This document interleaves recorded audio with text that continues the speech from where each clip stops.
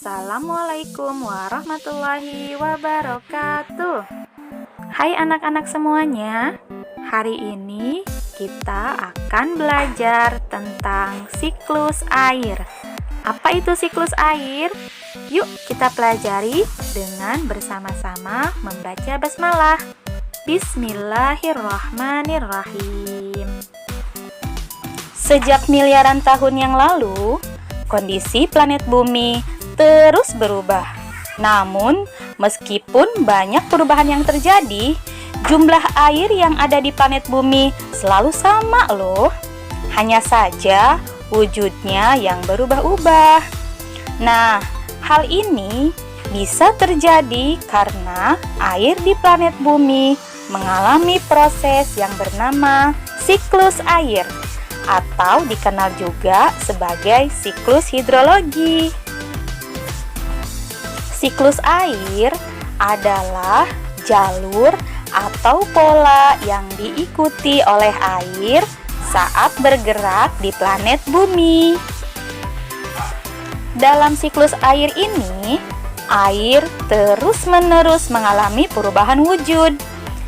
Air dalam wujud cair bisa kita temukan di lautan, di sungai, di danau, bahkan di bawah tanah. Sementara itu, air dalam bentuk gas ditemukan di udara yang kita hirup sehari-hari dan juga di lapisan atmosfer yang tinggi. Air dalam wujud padat atau es dapat kita lihat dalam bentuk glasier, salju, dan juga kriosfer atau daratan yang tertutup es di kutub utara dan kutub selatan. Siklus air terdiri dari 4 proses utama. Yang pertama yaitu evaporasi, yang kedua kondensasi, yang ketiga presipitasi, dan yang keempat adalah koleksi. Nah, mari kita pelajari keempat istilah tersebut. Evaporasi artinya uap airnya naik ke udara. Evaporasi atau disebut juga sebagai proses penguapan terjadi karena panas dari matahari yang menyebabkan suhu air di sungai, danau, dan lautan meningkat. Ketika hal ini terjadi, sejumlah air menguap ke udara dan berubah menjadi gas yang disebut sebagai uap air. Pada proses ini, terjadi perubahan wujud air dari cairan ke gas. Semakin panas suhu, evaporasi yang terjadi semakin cepat. Selain terjadi pada sungai dan laut, penguapan juga terjadi pada tumbuhan. Tumbuhan dan pohon juga kehilangan air ke udara melalui daunnya.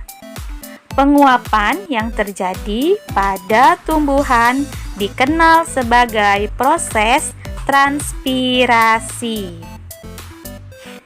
Proses yang kedua yaitu adalah proses kondensasi, yang artinya uap air yang mendingin. Dalam siklus air, uap air yang terbentuk dari proses evaporasi tidak bertahan lama.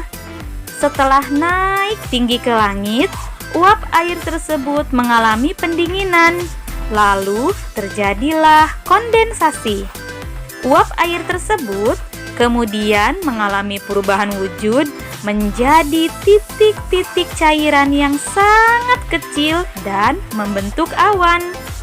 Setiap gumpalan awan yang kita lihat di langit terbentuk dari jutaan titik air. Arus udara atau angin di lapisan atmosfer yang tinggi kemudian menggerakkan awan-awan ini hingga ke tempat yang jauh.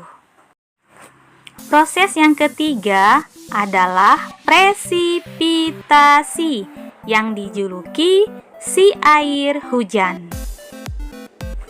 Ketika telah sangat banyak uap air yang terkondensasi, tetesan air di awan menjadi terlalu besar dan terlalu berat untuk ditahan di udara.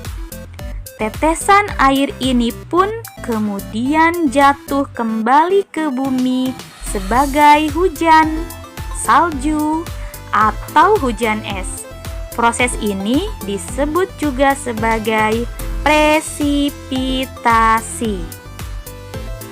Nah, proses yang terakhir atau yang keempat dari siklus air adalah proses koleksi, yang artinya berkumpulnya air di lautan. Hujan yang jatuh kemudian terkumpul di badan air seperti sungai, danau, dan lautan. Proses pengumpulan air hujan ini disebut juga sebagai proses koleksi. Dari tempat berkumpulnya hujan, air kemudian akan menguap kembali ke udara dan siklusnya terulang kembali. Nah teman-teman, demikian materi siklus air untuk hari ini. Pada kesempatan berikutnya, kita akan membahas apa saja yang mempengaruhi siklus air. Terima kasih teman-teman. Wassalamualaikum warahmatullahi wabarakatuh.